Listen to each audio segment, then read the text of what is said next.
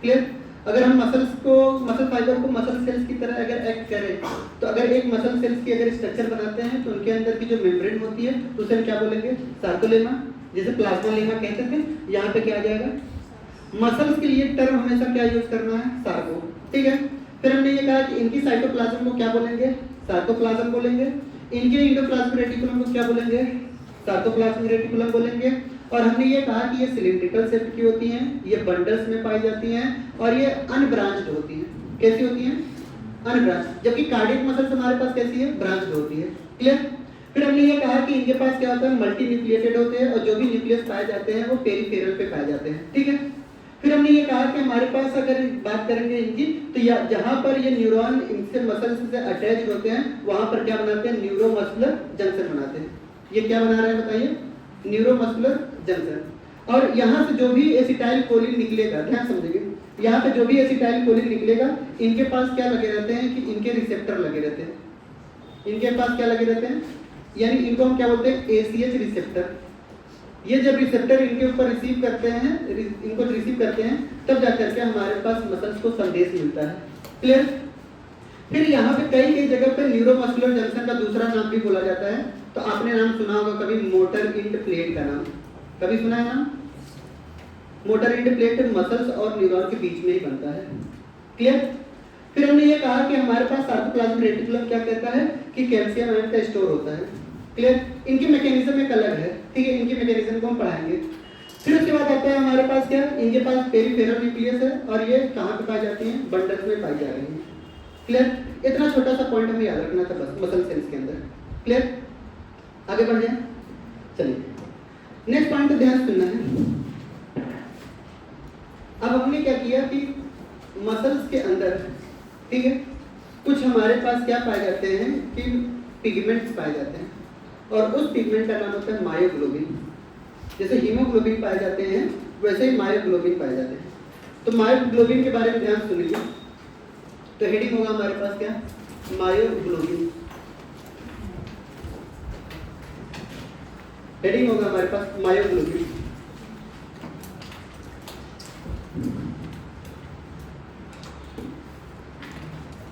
Myoglobin समझा है? Myoglobin के बारे में सुनते थे। मायोग्लोबिन क्या है? जैसे हीमोग्लोबिन हमारे पास क्या था? एक कलर पिगमेंट पाया जाता था, रेड कलर का पिगमेंट। सेम यहाँ पे भी मायोग्लोबिन के पास क्या पाया जाता है? ये पिंक कलर का पिगमेंट पाया जाता है। कैसा पिगमेंट पाया जा रहा है बताइए? हाँ, पिंक कलर्ड पिगमेंट पाए जाते हैं। वहां पे हीमोग्लोबिन क्या करता था बताइए? ऑक्सीजन को लेकर के ट्रांसपोर्ट करता था। ये भी क्या करता है कि ऑक्सीजन का ही ट्रांसपोर्ट करता है। यानी इसकी जो एफिनिटी होती है ऑक्सीजन के प्रति, एफिनिटी ऑफ हीमोग्लोबिन, हीमोग्लोबिन की जगह पे क्या लिखेंगे हम? मायोग्लोबिन।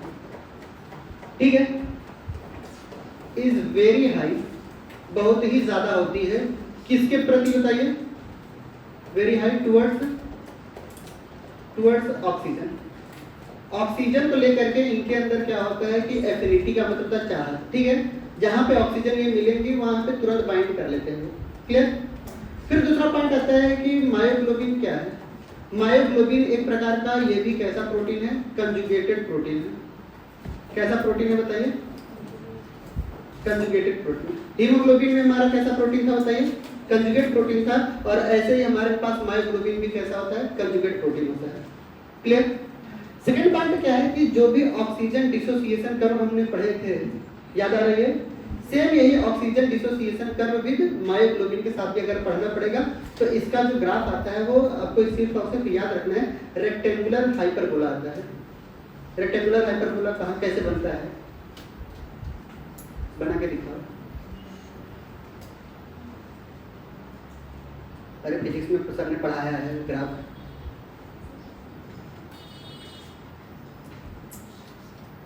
बना के दिखा। चलो ये तुम बना के दिखाओ। चल भाई तू बना रेक्टेंगुलर हाइपरबोला।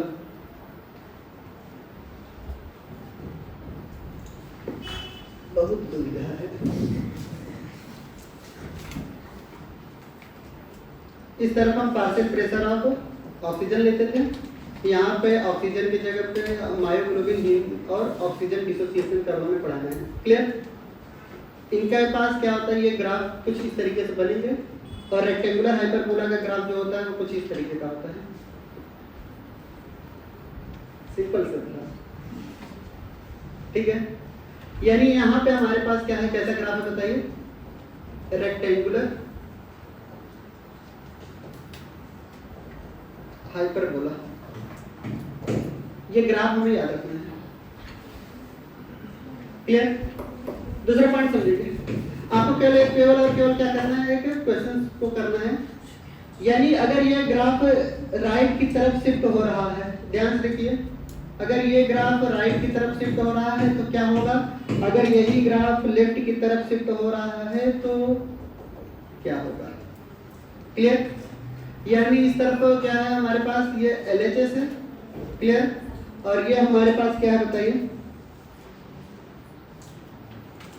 क्लियर। ये हमारे पास क्या है, RHS। तो आपको कंपेयर करके घर से बताना है, ठीक है। तो हमने यहाँ पे लिख दे रहे हैं, compared between haemoglobin and myoglobin with oxygen dissociation curve. क्या कंपेयर कर लेंगे, बोलिए। राइट साइड में हो जाता था तो क्या होगा, कम पार्शियल प्रेशर पे ही ऑक्सीजन हीमोग्लोबिन से बाइंड कर लेती थी, यानी एफिनिटी बढ़ जाती थी। याद आ रही है।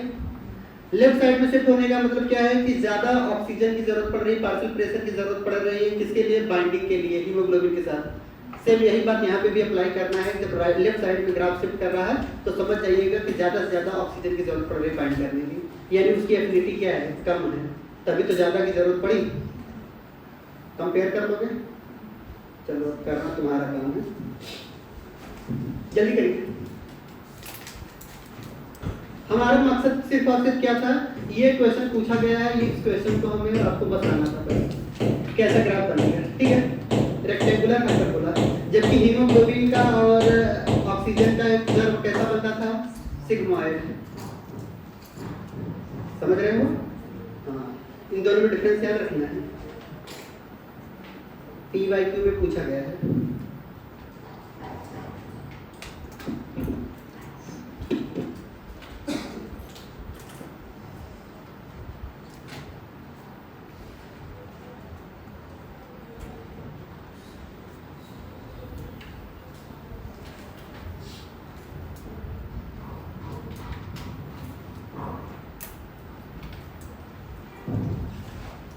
करता है ठीक है।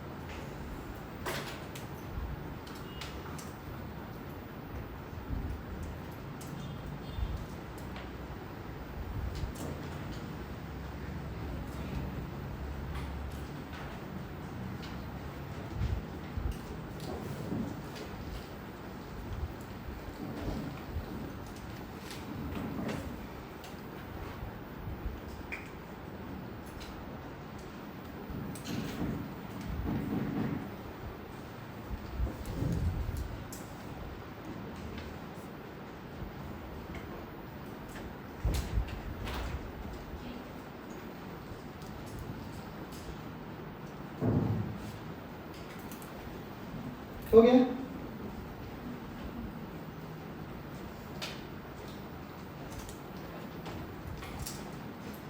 हो गया क्या, आगे बढ़े, चलिए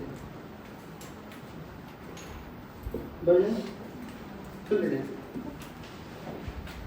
नेक्स्ट पॉइंट आता है हमारे पास स्केलेटल मसल्स के कुछ टाइप्स याद रखिए। क्लियर। एक व्हाइट मसल फाइबर और एक रेड मसल फाइबर का नाम सुना है आपने, सुना है ना।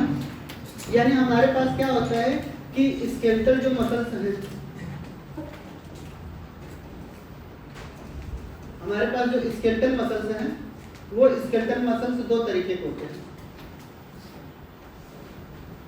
एक हमारे पास क्या, रेड मसल फाइबर, और एक हमारे पास क्या होते हैं, वाइट मसल फाइबर। क्लियर? एक रेड मसल फाइबर और एक white muscle fibre. On the basis of myoglobin का कंसंट्रेशन, किसके बेसिस पे? मायोग्लोबिन के कंसंट्रेशन की बेसिस पे हम रेड मसल फाइबर और व्हाइट मसल फाइबर बांटते हैं। आप बताइए इनका कलर रेड क्यों दिखाई दिया? क्योंकि इनके पास कंसंट्रेशन जो था मायोग्लोबिन का, एमबी में लिख रहा हूं, ठीक है, वो क्या होगा बताइए? हाई होगा। यहां पे जो कंसंट्रेशन होगा ऑफ मायोग्लोबिन का, वो क्या होगा बताइए? लो होगा। अगर यहाँ पे कंसंट्रेशन अगर मायोग्लोबिन का ज्यादा है तो ऑक्सीजन का जो स्टोर होगा, ठीक है, ऑक्सीजन जो अमाउंट आपको बताया जाएगा, ऑक्सीजन अमाउंट क्या होगा यहाँ पे बताइए? ये भी हाई होगा। जितना ज्यादा मायोग्लोबिन उतना ज्यादा ऑक्सीजन स्टोर होगा, और यहाँ पे अमाउंट जो होगा ऑक्सीजन का, अमाउंट ऑफ जो ऑक्सीजन यहाँ पे होगा वो कैसा होगा बताइए? वो कैसा होगा? लो होगा।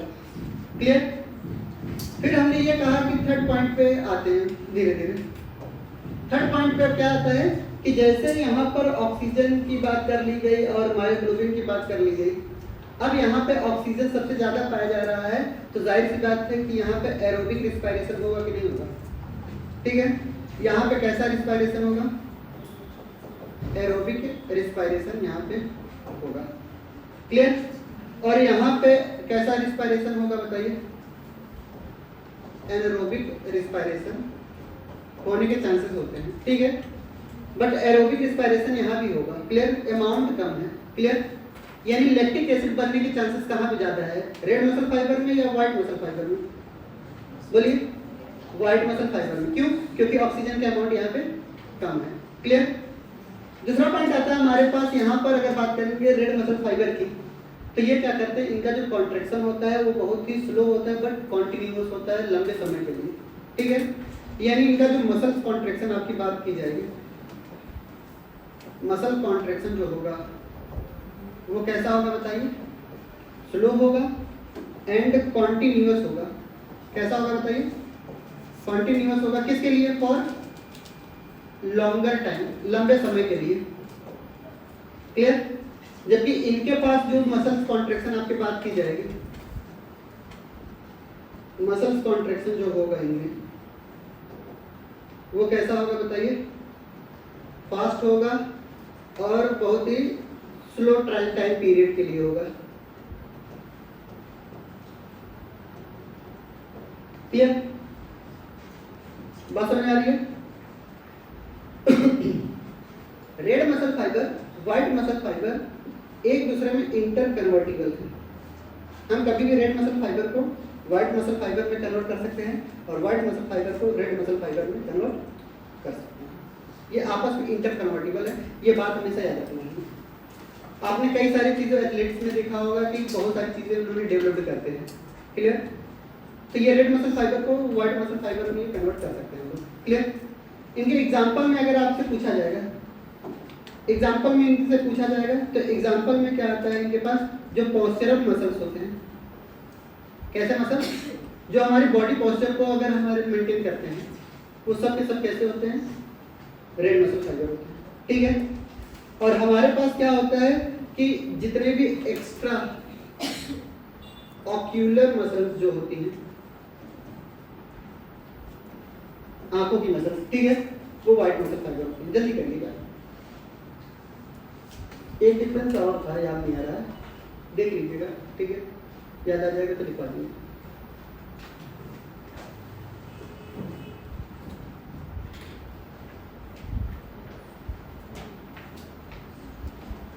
चलिए लिखिए देते हैं। इनमें जो माइटोकॉन्ड्रिया है, ठीक है, वो ज्यादा है। क्लियर? इनमें जो माइटोकॉन्ड्रिया है माइटोकॉन्ड्रिया का जो नंबर है वो कैसा है बताइए, लो है। क्लियर। इनमें जो ब्लड सप्लाई है,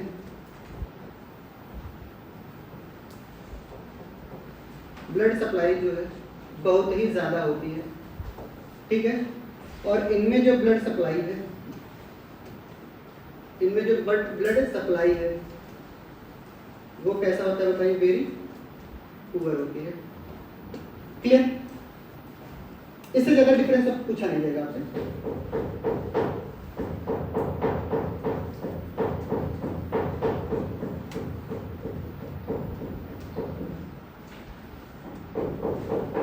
कौन सी मसल्स जल्दी थकती है बताइए, रेड मसल फाइबर या व्हाइट मसल फाइबर? व्हाइट वाली जल्दी थकेगी, ठीक है। कौन सी जल्दी नहीं थकेगी? Red muscle fibre. क्लियर। क्यों? क्योंकि सफिशिएंट अमाउंट में ऑक्सीजन है वहां पे, एरोबिक रेस्पिरेशन है। क्लियर। स्लो भले होती हैं बट लंबे समय तक चलती है ना। और सबसे ज्यादा एग्जांपल पूछे जाते हैं, ठीक है। एग्जांपल पे हमें फोकस करना है।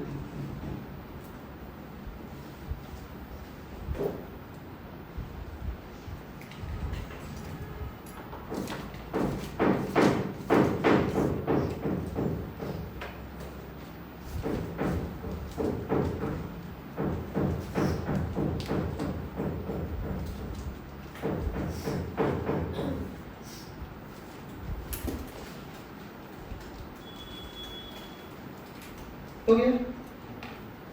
एक क्वेश्चन लिखेंगे।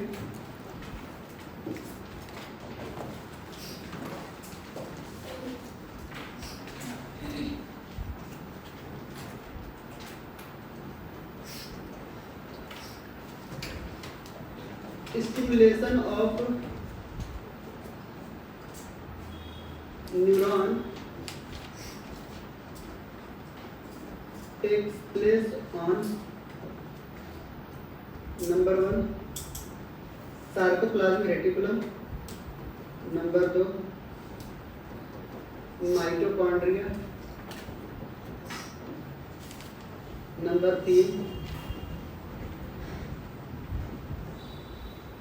न्यूरोमस्कुलर जंक्शन,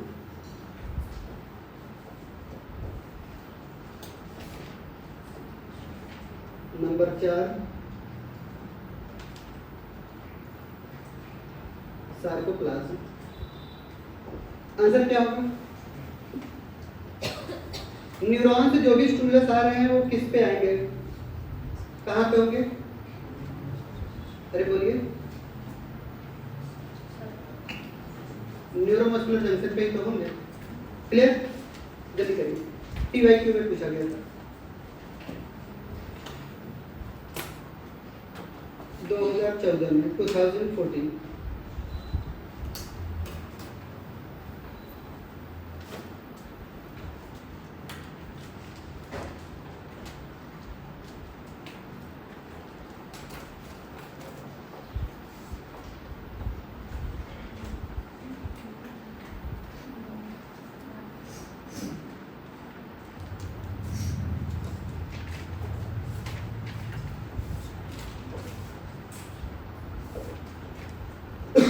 हो गया।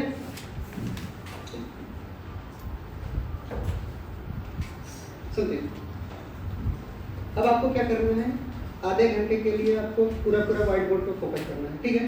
हेडिंग डालते हैं स्ट्रक्चर ऑफ स्केलेटल मसल। अब ये अच्छे क्वेश्चन यहाँ से उठेंगे। Clear. Structure of skeletal muscle.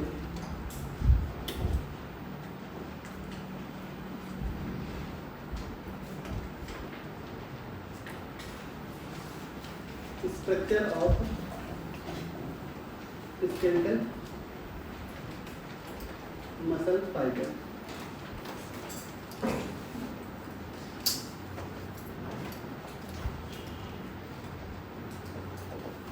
Clear. Skeletal muscle fibre के कुछ स्ट्रक्चर हमें ध्यान से देखेंगे, समझे? इधर स्केलेटल मसल फाइबर को हमने यहाँ पे एक मसल फाइबर यहाँ बनाया, एक फाइबर यहाँ। क्लियर। मसल फाइबर के लेयर को हमने क्या बोला था बताइए? सार्कोलेमा।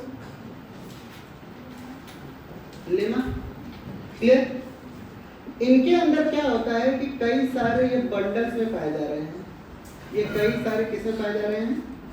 बंडल्स में पाए जा रहे हैं। ये कई सारे ऐसे बंडल्स में पाए जा रहे हैं। ये कई सारे ऐसे बंडल्स में पाए जा रहे हैं। ये कई सारे बंडल्स में से पाए जा रहे हैं। कितने बंडल बनाए हमने? 3 बंडल्स बनाए। क्लियर? यहाँ पे एक बंडल, यहाँ पे बंडल, यहाँ पे बंडल, फिर यहाँ पे हमने बंडल बनाया, यहाँ पे बंडल बनाया, यहाँ पे, यहाँ पे, यहाँ पे, यहाँ। क्लियर?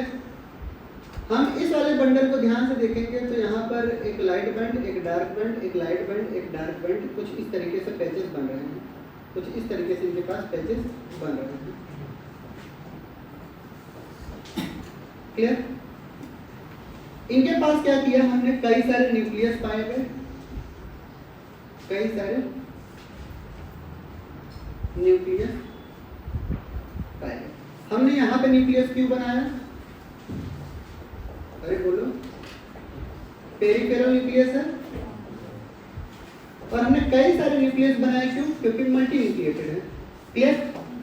फिर हमने ये कहा कि हमारे पास इनके पास जो बैंड पाए जा रहे हैं, क्लियर, इस वाले बैंड को हमने क्या बोला? लाइट। ठीक है?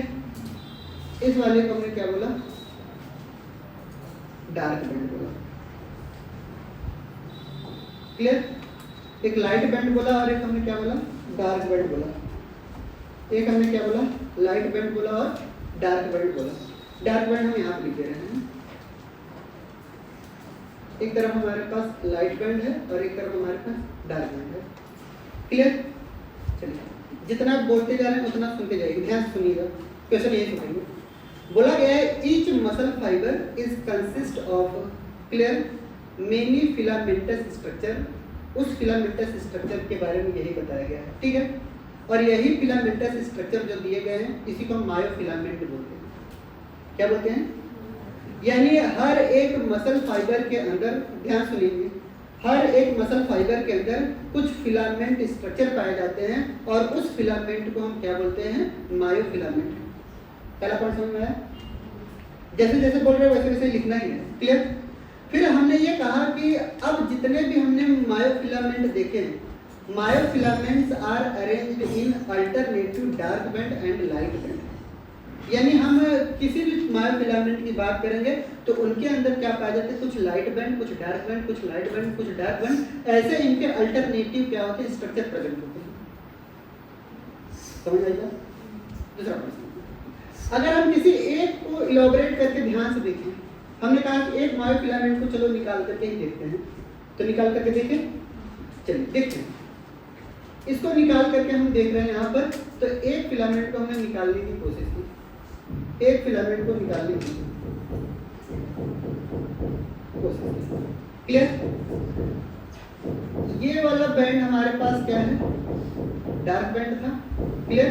और ये वाला बैंड हमारे पास क्या है? Light band. ये वाले बैंड को हमने क्या बोला? लाइट बैंड बोला। क्लियर? और इनके पास क्या पाए जाते हैं? कुछ इस तरीके के हमारे पास क्या पाए जा रहे हैं? डार्क बैंड पाए जा रहे हैं।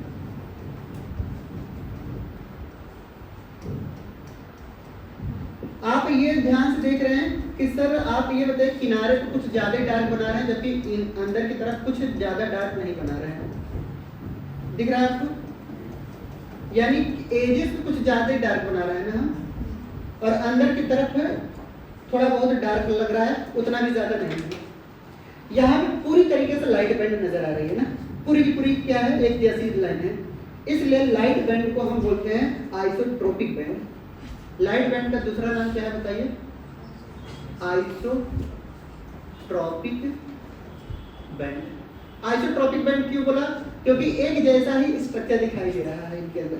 क्लियर है? तो पूरा का पूरा लाइट दिखाई दे रहा है, कहीं पे ऐसा नहीं कि डार्क धब्बे कहीं नजर आ रहे हैं। क्लियर? एक जैसे स्ट्रक्चर नजर आ रहे हैं, इसलिए इनको आइसो का मतलब होता है सेम। ठीक है? और ट्रॉपिक का मतलब अरेंजमेंट, सब जगह एक जैसा ही अरेंजमेंट दिखाई दे रहा है। जबकि हम डार्क बैंड को अगर ध्यान से देखेंगे तो डार्क बैंड में हमारे पास क्या किनारे पर थोड़ा सा ज्यादा डार्क दिख रहा है as compare to middle. Clear? तो यानी हमने ये देखा कि हमारे पास यहाँ पे डार्क बैंड की अगर बात करेंगे तो डार्क बैंड को हम यहाँ पे लिख रहे हैं, ये हमारे पास डार्क बैंड है, या डार्क को हम क्या बोलते हैं, एन आइसो। एन आइसो क्यों बोला बताइए? क्योंकि एक जैसा अरेंजमेंट यहाँ पे नजर नहीं आ रहा है। क्लियर? एक जैसा नहीं नजर आ रहा है तो इसलिए इनको हमने क्या बोला, एनाइसोट्रॉपिक बैंड। इसमें किसी को तकलीफ नहीं? क्लियर? फिर हमने ये देखा कि लाइट बैंड के अंदर हमारे पास क्या पाए जाते हैं, कुछ लाइन नजर आ रही है। क्या नजर आ रही है? लाइन। यहाँ इनके बीच में एक लाइन नजर आती है जिसको हम बोलते हैं Z line. Z line present in कहाँ? Light band. समझ आएगा? फिर हमें कुछ एक लाइन यहाँ पे नजर आई, कुछ लाइन हमें यहाँ पे भी नजर आ रही है, इसको हम यहाँ से व्हाइट कलर से लिख रहे हैं, यहाँ पे कुछ लाइट नजर आ रही है। क्लियर? इनको हम बोलते हैं एम लाइन। ठीक है? एक हमारे पास लाइट बैंड के अंदर एक लाइन नजर आती है, उसको हम क्या बोलते हैं, जेड लाइन। और ये लाइन हमें नजर आती है कहाँ पर? डार्क बैंड में। और ये क्या है नजर हमारे पास? कोई मुद्दा नींद से उठ जाए। क्लियर? 2-3 लोग सो रहे हो, आराम से सावधान हो जाओ। क्लियर? एक तो आंखों में नजर में मिला करके सो रही है। ठीक है? सुनिए ध्यान से। तो हमने ये कहा कि एक लाइट बैंड और एक हमारे पास डार्क बैंड। लाइट बैंड के अंदर मुझे क्या नजर आया? Z line. और हमारे पास डार्क बैंड के अंदर क्या नजर आया? M line. अब कहोगे सर जी जेड लाइन क्या है, एम लाइन क्या है? ना जानो तो ठीक है, जानना चाहते हो? जानना चाहते, जो चीजें नहीं जानना है वही तो जानना है तुम्हें ना, सिलेबस में नहीं है। सुनिए, जो जेड लाइन होती है, जेड लाइन का मतलब होता है ज्वेसन चोएबे।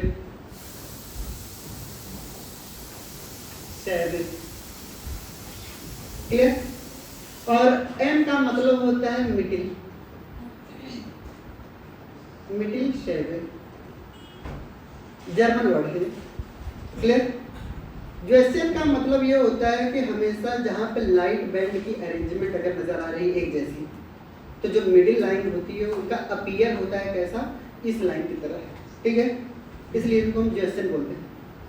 ये आने वाले नेक्स्ट उसमें क्या होगा, डायग्राम में समझ में आएगा क्यों ऐसा हो रहा है। क्लियर? मिडिल का मतलब होता है मिडिल। ठीक है? और सेवेक टर्म होता है तस्करी के लिए। जैसे एक डिस्क लाइक स्ट्रक्चर होती है, हर एक डिस्क के नीचे क्या होता है, एक प्लेट के ऊपर दूसरा प्लेट, दूसरे ऊपर प्लेट, तीसरे रखेंगे तो उनके अंदर लाइन बनने लगती है। ठीक है? वो सेवे का मतलब होता है वही लाइन। क्लियर? ये आने वाले फिर से आएगा, इसके आगे बनाएंगे तब। चलिए बनाते हैं। ठीक है? फिर हमने ये कहा कि हमारे पास ये लाइट बैंड डार्क बैंड इस तरीके से नजर आ रही है, और हमने ये कहा कि यहाँ पर एक और लाइन आएगी, उस लाइन को क्या बोलेंगे बताइए? Z line. क्लियर? अब हमारे पास दो जेड लाइन के बीच की, ध्यान सुनिएगा, दो जेड लाइन के बीच की डिस्टेंस को ही हम क्या बोलते हैं? सार्कोमियर बोलते हैं। क्या बोलते हैं बताइए? उनको हम बोलते हैं सार्कोमियर। ठीक है? सार्कोमियर में हमारे पास क्या नजर आया? बोलिए। आधा लाइट बैंड यानी हाफ आई बैंड। क्लियर? पूरा का पूरा क्या नजर आया? पूरा का पूरा क्या नजर आया? पूरा का पूरा ए बैंड नजर आया। ठीक है? फिर आधा क्या नजर आया? I band plus half I. ये फार्मूला आपको पूछा जाएगा। क्लियर? यानी दो जेड लाइन के बीच की डिस्टेंस को हम क्या बोलते हैं? सार्कोमियर। यही स्ट्रक्चरल एंड फंक्शनल यूनिट है मसल कॉन्ट्रैक्शन की। यही स्ट्रक्चरल एंड फंक्शनल यूनिट है किसकी बताइए? हाँ, यही स्ट्रक्चरल एंड फंक्शनल यूनिट है ऑफ किसका बताइए? मसल कॉन्ट्रैक्शन की। मसल कॉन्ट्रैक्शन की ये स्ट्रक्चरल एंड फंक्शनल यूनिट है। इसमें किसी को तकलीफ नहीं? जेड नहीं। अब यहाँ पे आपको ये धीरे धीरे डिटेल में हम जा रहे हैं। क्लियर? अब आगे हम इसकी जिक्र करेंगे। मैं इसकी जिक्र करूं, ध्यान से देखिएगा। चलिए अब ये वाले को इलॉबरेट करते हैं, ठीक है। अब इनको थोड़ा सा अच्छे से बनाते हैं, क्लियर। हमने यहाँ पे एक डायग्राम बनाया, ये लाइन, और इस लाइन को हमने थोड़ा सा और आगे लेके चले जाए यहाँ पर, क्लियर, लेकर के गए। जिसके आगे सामने जो दिखाई दे रहा है वही लाइन को हम खींच देंगे, ठीक है। ये जेड लाइन आपको कहाँ पे नजर आ रही है? यहाँ पे नजर आ रही है, जेड लाइन यहाँ पे नजर कर दीजिए, क्लियर। ये जेड लाइन आगे चल करके कहाँ नजर आ रही है आपको? यहाँ पे नजर आ रही है, यहाँ पे कर दीजिए, ठीक है। ये आपको एम लाइन कहाँ पे नजर आ रही है? ये लाइन आपको एम लाइन यहाँ पे नजर आ रही है, यहाँ पे कर दीजिए, तब आपको अच्छे से समझ में आ जाएगा, क्लियर। अब हमने ये कहा कि हमें वही डार्क बैंड और लाइट बैंड कैसे नजर आता है, और इस एजेस में क्यों इतना ज़्यादा डार्क है, इस एजेस में इतना क्यों डार्क है, और बीच में ऐसा क्या है कि जहाँ पर डार्क नहीं पाया जा रहा है उतना ज़्यादा। इस डायग्राम से आपको पता चलेगा, क्लियर। बनाएं। इस एम लाइन में हमारे पास क्या होता है, कुछ इस तरीके की चीज़ें पाई जा रही हैं।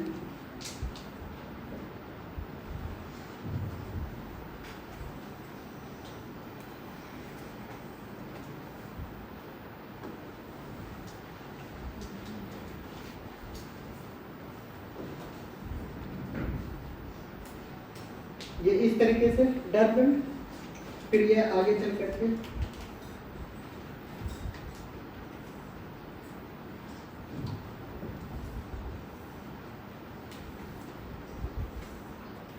ये डार्क बैंड है, क्लियर।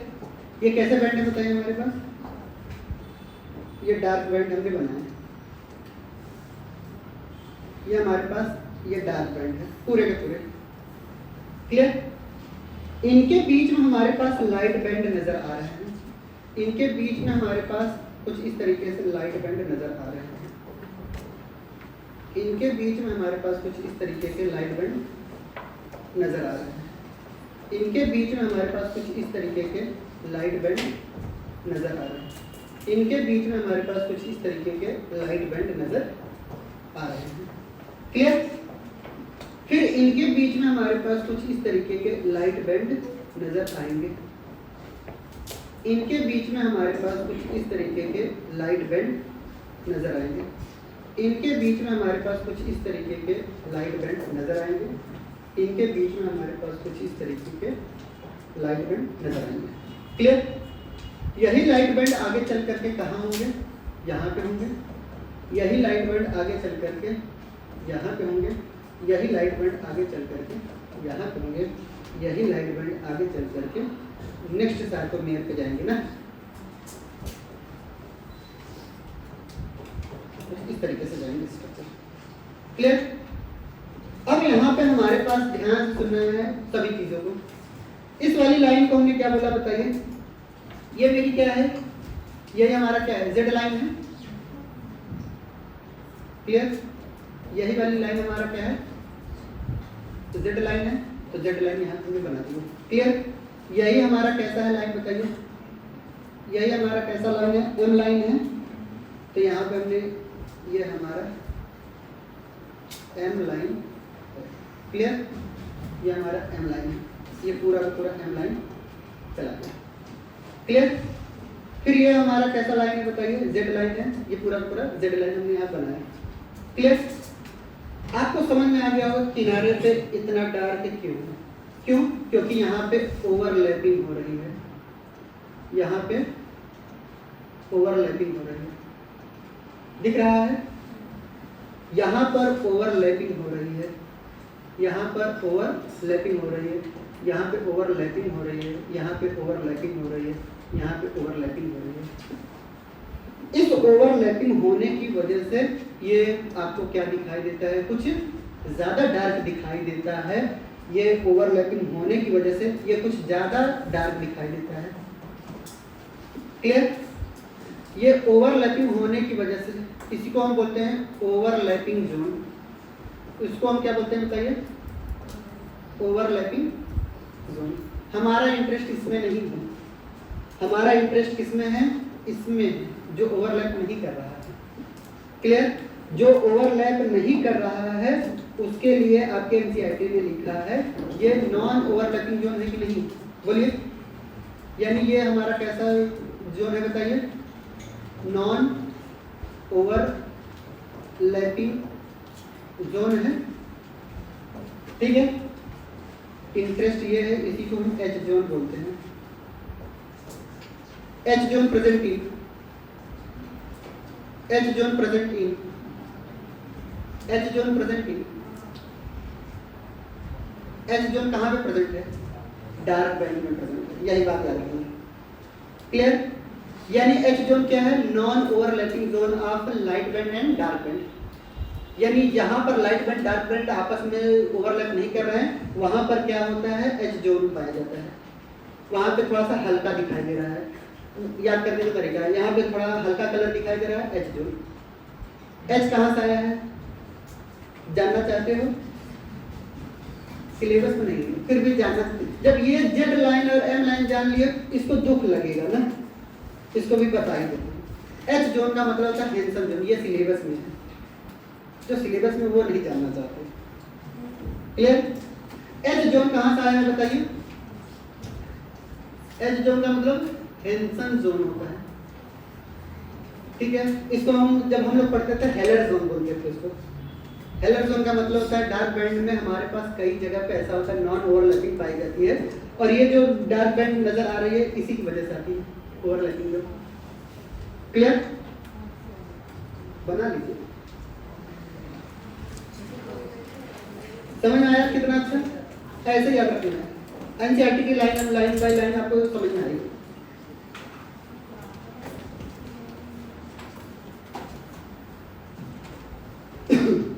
बनाते रहिए ना आराम से।